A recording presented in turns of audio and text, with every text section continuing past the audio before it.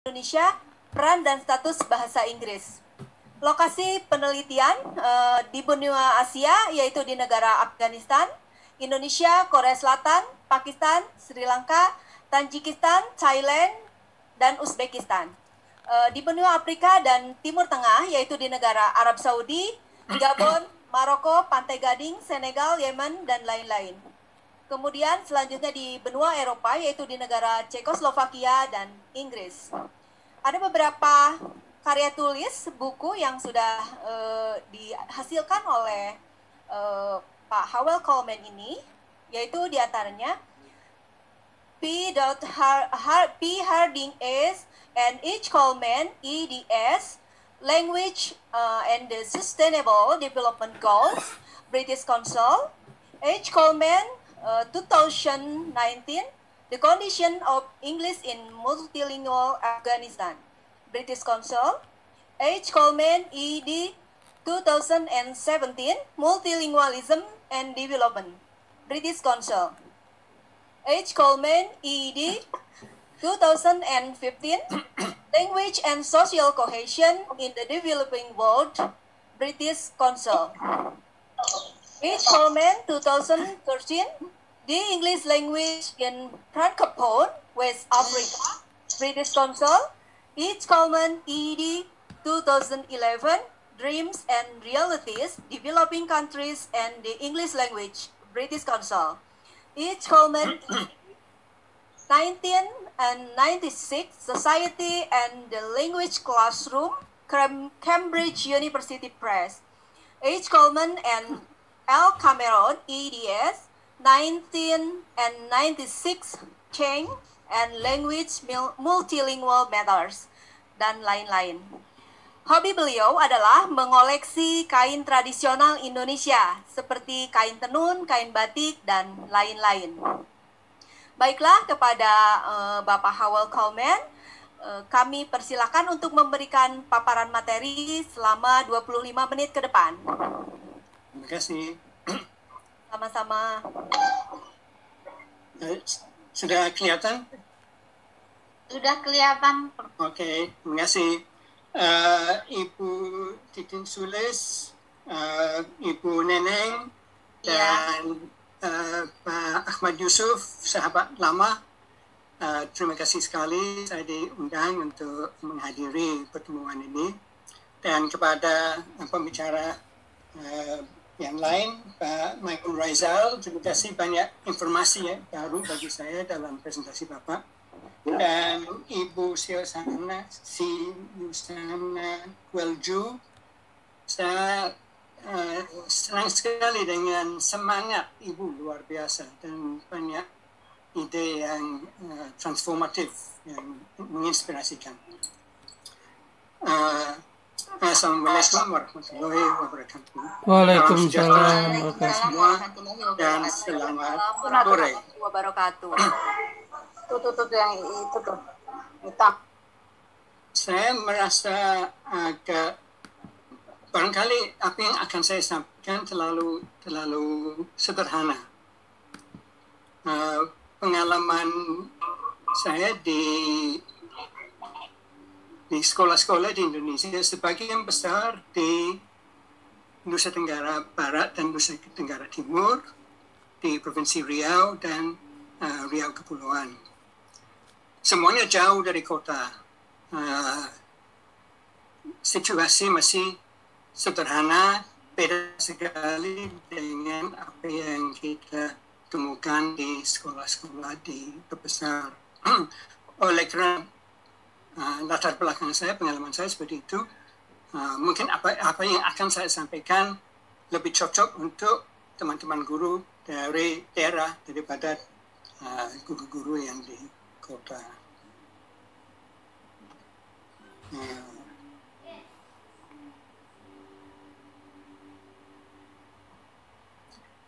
Jadi apa yang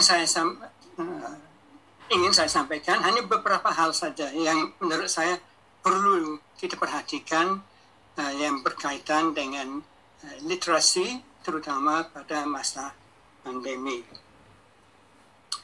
Ada 5 hal yang akan saya bahas. Pertama, kenapa literasi penting. Kedua, kalau kita membicara literasi, itu dalam bahasa yang mana? Saya kira sepertinya hal ini jarang dibahas. Kemudian COVID-19 dan keragaman bahasa, nanti akan kita lihat ada hubungan dengan literasi. Kemudian keragaman bahasa dalam pelajaran di sekolah dasar. Dan terakhir beberapa ide gagasan sangat sederhana untuk memanfaatkan lingkungan dalam masa pandemi. Kenapa pendidikan literasi penting? Menurut saya ada 3 hal yang sangat penting, terutama pada saat ini, pada saat pandemi. Pertama, ternyata dampak yang pendidikan sekolahnya terganggu itu sangat berat sekali dan akan terasa seumur hidup. Beberapa tahun lalu di Pakistan, ketika mereka mengalami gempa bumi yang besar, banyak desa anak-anak tidak bisa sekolah selama 1 tahun. Di beberapa desa lain, dampaknya tidak sebesar itu. Anak-anak setelah beberapa waktu, anak-anak bisa melanjutkan pendidikannya.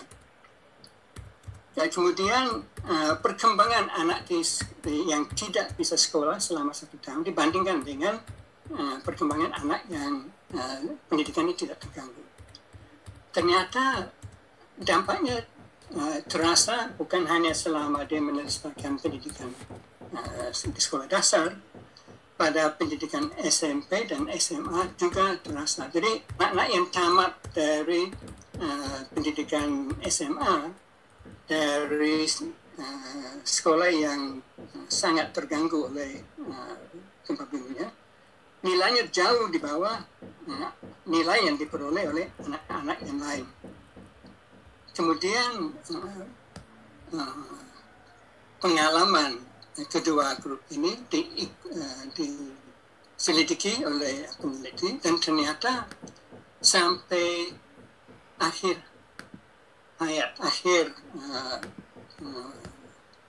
kehidupan mereka, ternyata yang terganggu pendidikannya waktu masih kecil, waktu masih sekolah,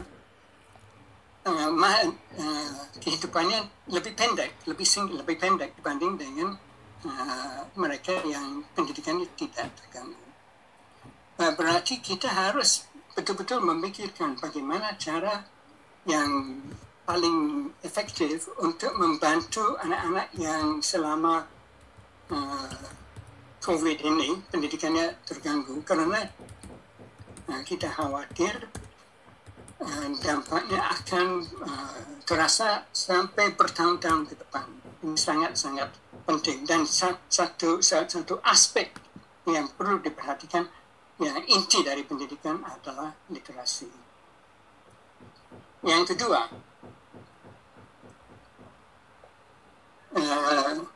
kenapa pendidikan literasi penting terutama di Indonesia? Nah, ada hal-hal yang akan saya sampaikan yang mungkin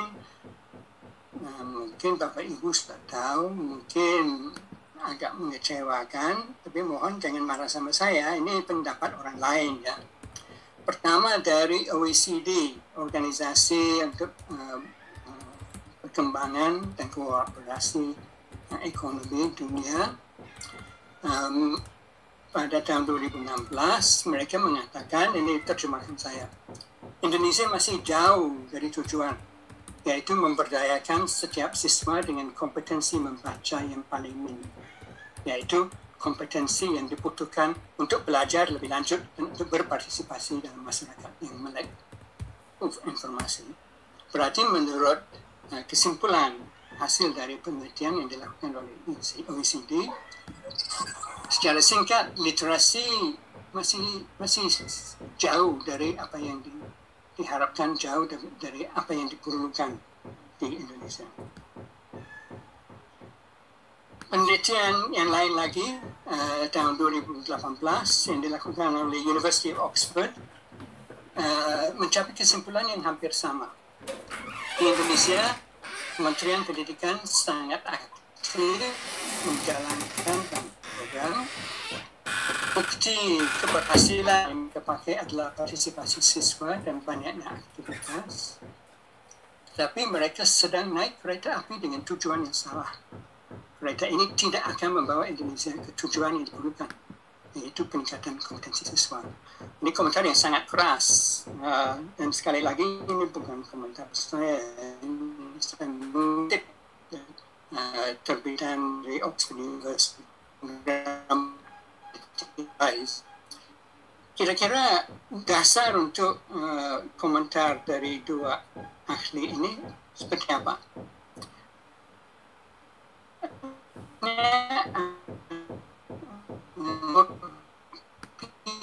Ini terdiri dari 3 aspek: kompetensi membaca, literasi, kompetensi matematika, dan kompetensi sains.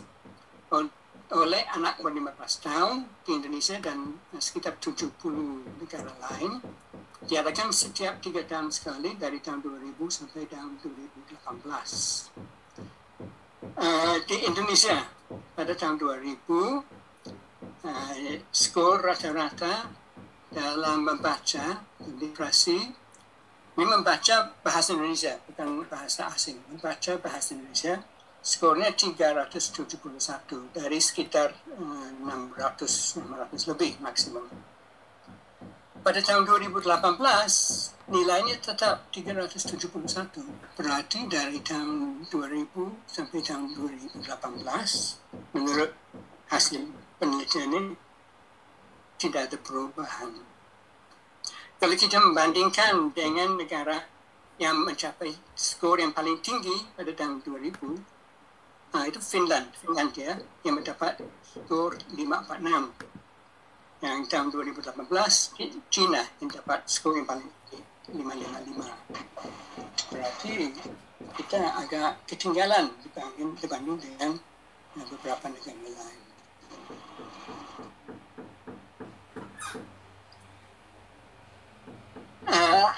Alasan ketiga kenapa saya berpikir pendidikan literasi sangat penting, yaitu untuk memahami informasi mengenai kesehatan, misalnya COVID-19.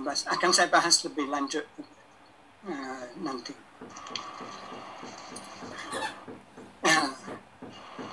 Hal yang kedua yang menarik dan penting, kalau kita membicarakan literasi, bahasa yang dimaksud yang mana? Kalau kita melihat hasil dari sensus tahun 2010, ternyata masyarakat Indonesia yang menggunakan bahasa Indonesia sebagai bahasa keluarga, bahasa di rumah, hanya 19,9%. Berarti masyarakat Indonesia yang tidak menggunakan bahasa Indonesia sebagai bahasa keluarga, 80%. Berarti sebagian besar masyarakat Indonesia menggunakan bahasa daerah sebagai sebagai bahasa keluarga. Dengan demikian berarti kemungkinan besar anak-anak yang waktu mulai pendidikannya di kelas 1 SD, bahasa yang paling familiar bagi mereka adalah bahasa daerah, bukan bahasa Indonesia. Karena hanya kurang dari 20% keluarga menggunakan bahasa Indonesia di rumah.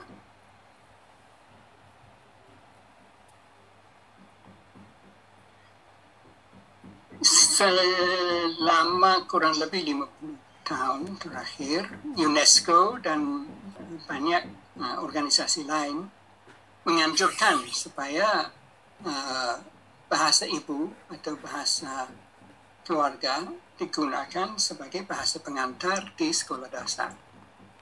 Bukan bahasa nasional, tapi bahasa ibu, bahasa daerah, bahasa keluarga.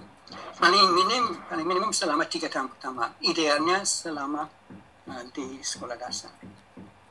Manfaatnya, pertama, siswa akan lebih cepat belajar membaca. Jadi untuk menjadi literate, prosesnya akan jauh lebih cepat dan lancar jika bahasa ibu digunakan.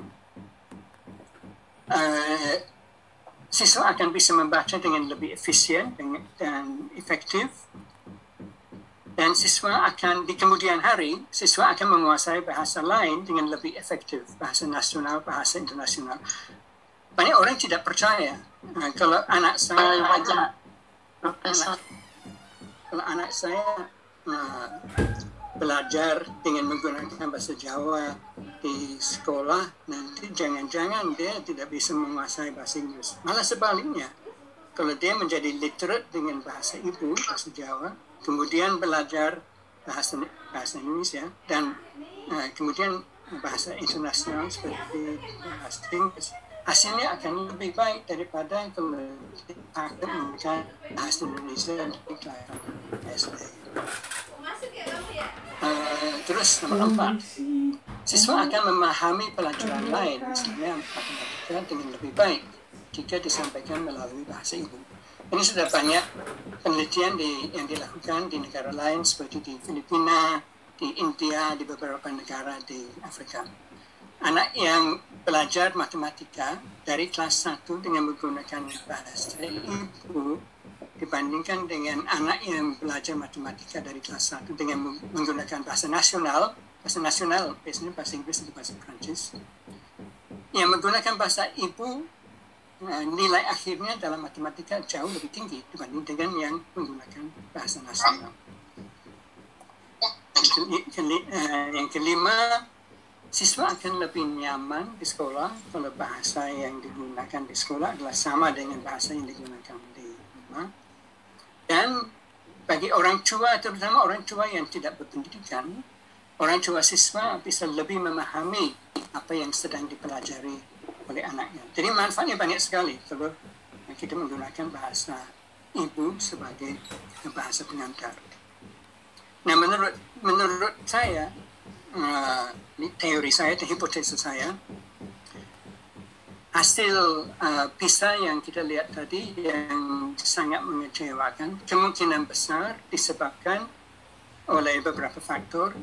Faktor yang paling besar saya kira adalah karena bahasa nasional digunakan sebagai bahasa pengantar di sekolah dasar di Indonesia, bukan bahasa ibu. Seandainya anak-anak diberi kesempatan untuk belajar dengan bahasa ibu di kelas 1, 2, 3, saya yakin nilai skor dalam PISA yang akan datang akan meningkat. Saya yakin. Nah, sekarang saya mau tunjukkan video sebentar.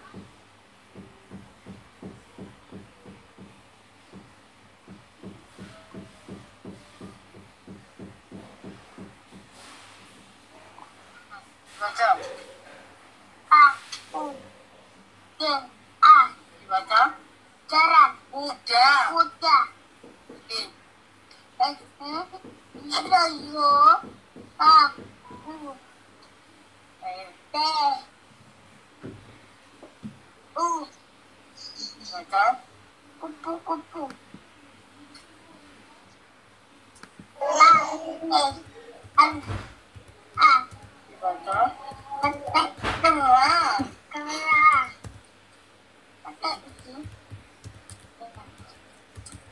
I. Bagaimana? S, A, P, I. Dibaca. Sapi. Suaranya. Ya. L, E, L, E. Mohon maaf Pak Noel, video itu tidak terlihat. Oh gitu. Videonya tidak terlihat. Oh gitu. Betul. Ya Bapak. Caranya bagaimana? Tinggal share saja Bapak. Bapak ambil di share screen. Sekali lagi, kalau anak-anak belajar membaca, belajar menulis, mulailah dengan bahasa ibu. Tapi kadang-kadang ada yang menolak. Ini komentar dari Profesor Anamalai. Beliau mengatakan tantangannya adalah bagaimana caranya meyakinkan orang bahwa lokal tidak berarti anti nasional. kadang-kadang ada yang mengatakan ke saya, kalau menggunakan bahasa daerah itu berarti itu berbahaya bagi keutuhan negara Indonesia. Padahal tidak, itu sama sekali tidak berarti anti nasional. Perbedaan tidak mengancam negara. Jadi tantangan adalah bagaimana meyakinkan orang bahwa cara ini adalah paling efektif untuk membantu anak menjadi literat dan untuk menyampaikan informasi kepada masyarakat. Oke, sebenarnya saya ingin menggunakan video satu lagi, tapi saya takut kalau tidak bisa.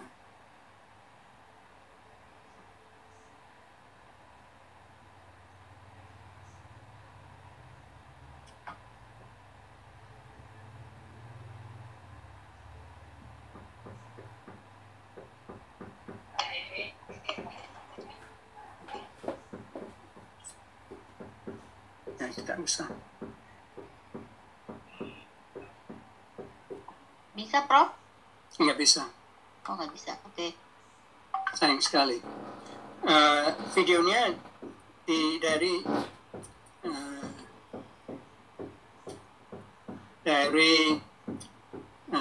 satu sekolah dasar di Hyderabad di India. Sekolah sangat sederhana di desa. Bahasa pengantar yang digunakan di sekolah ini adalah bahasa Inggris. Padahal menurut ibu guru, anak-anak hampir tidak ada yang menguasai bahasa Inggris. Jadi ibu guru terpaksa menggunakan bahasa Inggris sebagai bahasa pengantar. Tetapi anak-anak yang ada di kelas dia, ada yang bahasa ada yang bahasa Hindi, ada yang bahasa Kanada, dan ada bahasa daerah satu lagi. Jadi ibu guru menyampaikan menggunakan semua bahasa ini dalam menyampaikan pelajaran, dan cara dia pindah dari bahasa Inggris ke bahasa daerah sangat menarik, dan dia memberi kesempatan kepada anak-anak untuk memilih bahasa mana saja yang mereka mau. Menjawab pertanyaan boleh pakai bahasa Inggris, boleh pakai bahasa daerah, terserah mereka. Kemudian mereka diberi tugas untuk kerja kelompok, menulis sesuatu, dan ibu guru mengatakan terserah, menulis pakai apa saja, terserah. Saya kira ini sangat menarik. Jadi dia membantu anak-anak menjadi literate, belajar menulis, tapi tidak memaksa mereka menggunakan salah satu bahasa tertentu.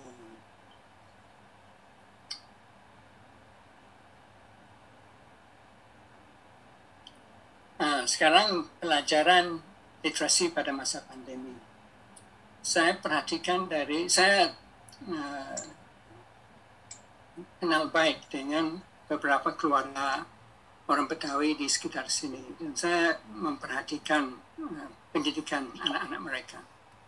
Dan saya lihat salah satu cara yang mungkin saya salah, tapi kesan saya salah satu cara yang sering digunakan oleh guru selama pelajaran jarak jauh, selama mengajar jarak jauh, seperti ini. Anak diberi tugas yang sangat sederhana,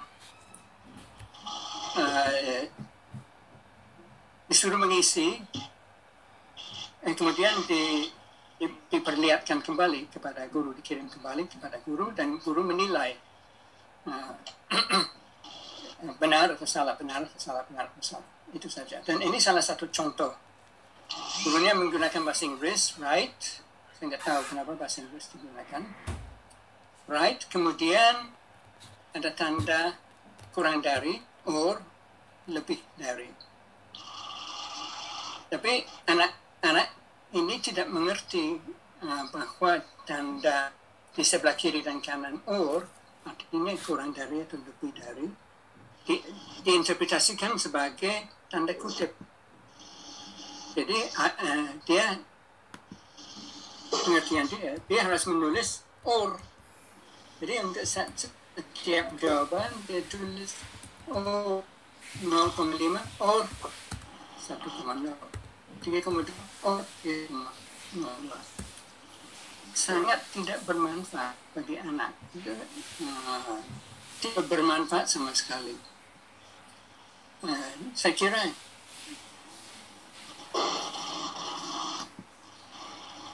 kita harus memikirkan beberapa hal ini. Pertama, literasi artinya membaca dan menulis, bukan hanya membaca. Kedua, untuk mengatasi kesulitan mengajar dalam situasi seperti sekarang, kita bisa memanfaatkan lingkungan sebagai sumber materi. Kita perlu mempertimbangkan bakat dan kesukaan siswa. Ya, kita bisa membuat siswa aktif mencari dan menggunakan contoh bahasa dalam lingkungan dan mendorong anak untuk menjadi pelajar mandiri. Dan kalau anak-anak mengerjakan suatu tugas dan dilihat oleh guru tidak perlu selalu mencari kesalahan, tetapi mencari hal-hal yang dikuasai, mencari hal-hal yang bisa dipuji, yang kreatif. Jangan hanya selalu mencari kesalahan. Ini beberapa contoh yang pernah saya lihat di India dan di beberapa negara lain. Pertama, anak-anak disuruh jalan-jalan di lingkungan di sekitar rumah dengan orang tua atau dengan teman-teman. Dalam perjalanan mereka bisa melihat, cari sesuatu menarik, kemudian menulis laporan sangat singkat, sangat sederhana mengenai apa yang ditemukan. Ini cocok untuk anak SD, bukan untuk SMA.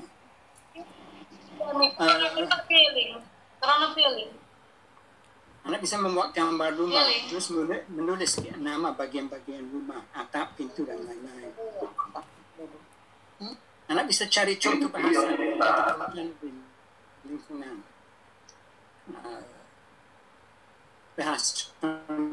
Bahasa itu bisa dicatat dan dilaporkan secara lisan atau tertulis kalau ketemu dengan guru. Dia bisa membuat puisi sederhana dengan kata-kata yang ditemukan. Anak bisa membuat gambar semua anggota keluarga dan menulis nama masing-masing. Jadi contoh-contoh ini bukan tugas dari guru, tetapi dia melakukan sesuatu dari lingkungan dia sendiri, dari konteks di mana dia berada. Dan ini semua menggunakan butuh kreativitas dia. Bukan hanya mencari jawaban benar salah terhadap soal dari guru. Ini satu contoh yang sangat menarik. Ada videonya tapi tadi saya cari belum ketemu. Siswa bekerja dalam kelompok di rumah mempelajari roda sepeda. Setiap keluarga, setiap rumah ada sepeda. Pertama, mereka mengukur lingkaran luar rodanya. Kemudian mereka menghitung jumlah jari roda berapa. Kemudian mereka mengukur panjang jari berapa. Dan terakhir mereka membuat gambar roda sesuai dengan ukuran dan jumlah jari yang ditemukan. Bisa dapatkan ini udah langsung masuk. Ini sangat sederhana yang bisa menggunakan hal-hal yang ditemukan dalam lingkungan. Membuat denah rumah, membuat peta lingkungan rumah, mewawancarai nenek, kakek atau orang tua yang lain di lingkungan mengenai permainan yang disukai waktu beliau masih anak kecil dulu. Anak membuat laporan tertulis dengan gambar. Dan terakhir, ini sesuatu yang saya dapat sendiri waktu saya masih sekolah dasar dulu. Membuat catatan pribadi mengenai buku-buku yang sudah dibaca. Ini maksudnya bukan buku pelajaran, tapi buku yang kita baca untuk hiburan. Guru menyarankan supaya saya menggunakan buku catatan kecil. Setiap kali saya habis membaca novel atau buku lain, membuat catatan sangat singkat judul buku, penulisnya siapa, beberapa hal yang mengesankan tentang buku itu, dan tidak akan diperiksa oleh guru. Jadi kita bisa menulis apa saja. Kalau bahasa kita salah tidak apa-apa. Yang penting anak-anak diminta untuk merekam dalam buku tersebut hal-hal yang berkaitan dengan buku yang mereka baca. Saya kira itu saja yang mau saya sampaikan. Sekali lagi saya mohon maaf atas kebodohan saya menggunakan PowerPoint dan video. Is anybody there? Ya, terdengar Prof. Terima kasih banyak atas paparannya yang sangat menarik sekali dan bermanfaat. Salah satunya bahwa untuk meningkatkan kemampuan literasi itu yaitu salah satunya dengan membaca bagaimana dengan pendekatan budaya tadi di 3 tahun pertama